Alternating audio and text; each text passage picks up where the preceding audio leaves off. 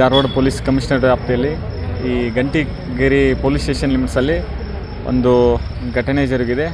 ಈ ಕುರಿತು ಒಂದು MLC ಕೂಡ ಬಂದಿದೆ. MLCಯಲ್ಲಿ ಮಲಿಕ್ ಅನ್ನೋ ವ್ಯಕ್ತಿಗೆ ಒಂದು ಎದೆಯ ಭಾಗದಲ್ಲಿ ಬಲಭಾಗದಲ್ಲಿ ಒಂದು ಇಂಜುರೀಸ್ ಆಗಿದೆ.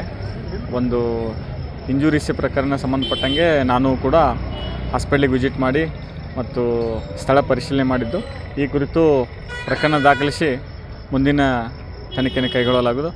ಆರೋಪಿಗಳು ಯಾರು ಅನ್ನೋದು ಕಂಪ್ಲೇಂಟ್ ಕೊಟ್ಟ ದೂರಿನ ಮೇರೆಗೆ ನಮ್ಮ ವಿಶೇಷ ತಂಡ ರಚನೆ ಮಾಡಿ ಆರೋಪಿಗಳನ್ನು ಕೂಡ ಅಷ್ಟು ಬೇಗ ಪತ್ತೆ ಮಾಡ್ತೀವಿ.